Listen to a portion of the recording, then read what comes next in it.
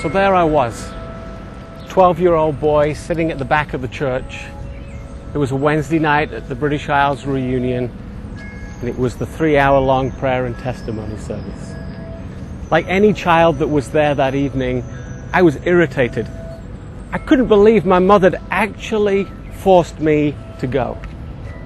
I'd been to that kind of worship before. I knew how it would go. We'd hear the same testimonies being shared by the same people. They'd be said in the same way, and the same people would cry. Still today, my mother describes me sitting there. She says I had a face like thunder, with my arms folded and my chin on my chest. Let me tell you, I wished I was anywhere else in the world than right there at that time. Just as I'd imagined, one by one, I heard those old stories. They were told the exact same way, and the same people cried. And then someone stood up. A new person. Not a new person to me, but a new person to sharing in that kind of way. I hadn't heard their story before. Finally, I thought, somebody with something new to share.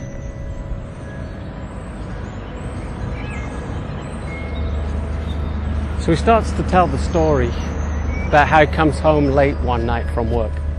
His wife's already gone to bed, and he's tiptoeing around the bedroom, trying to get into the bed as quietly as possible so not to wake her. But the minute his back hits the mattress, he says there's this piercing pain that shoots up his back, and he gives out this almighty big yell.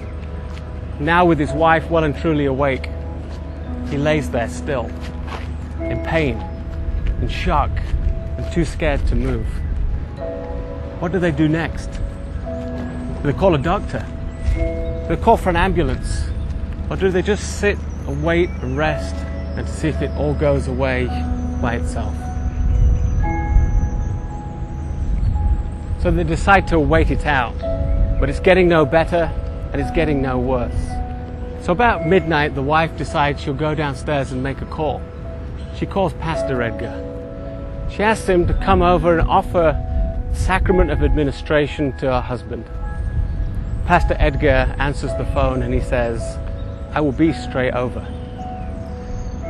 About an hour passes and still no Edgar. But that's okay, they thought. He'd have to get dressed. He'd have to start the car. Maybe he needed to pick up some gas. But 2 hours pass. Still no Edgar.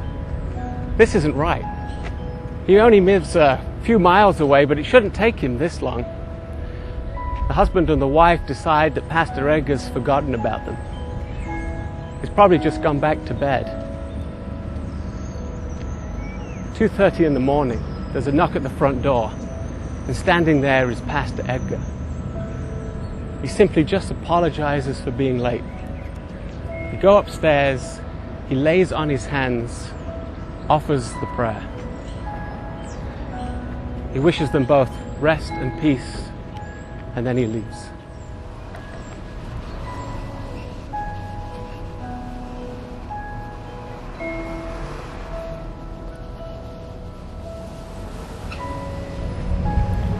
About 2 weeks later, this couple is sitting in church, and they overhear Pastor Edgar's daughter sharing with someone about concerns that she's having about her father.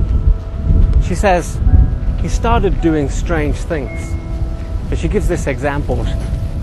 She says the other night, about midnight, he gets up to answer the telephone. Next thing my mother knows, he's got his head under the hood of the car. He's trying to get it started. Then she hears the door shut, and she sees him out of the window walking down the street. She says that night, he didn't come home until about 5:30 a.m.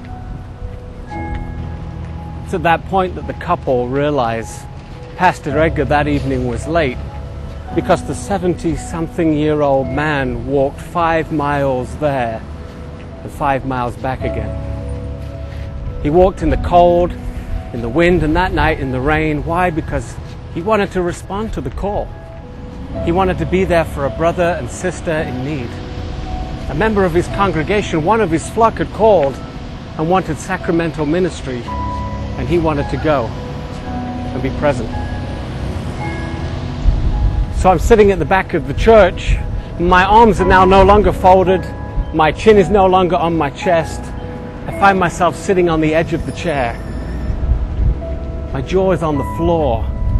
And as the man sits down, I vividly remember saying to myself, I want to be just like that. I want to be just like him, so dedicated, so committed, yet so humble, so in tune with his people, his calling, his discipleship, his congregation.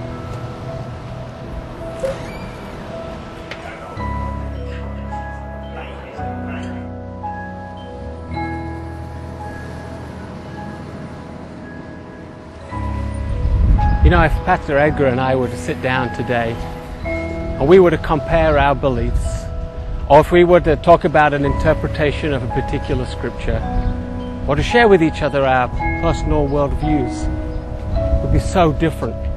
We'd be poles apart. If Pastor Edgar and I were a delegate at World Conference or National Conference, if one of us had full support for something, the other would have no support for it. Despite all of these things, despite everything, you know what? I still want to be just like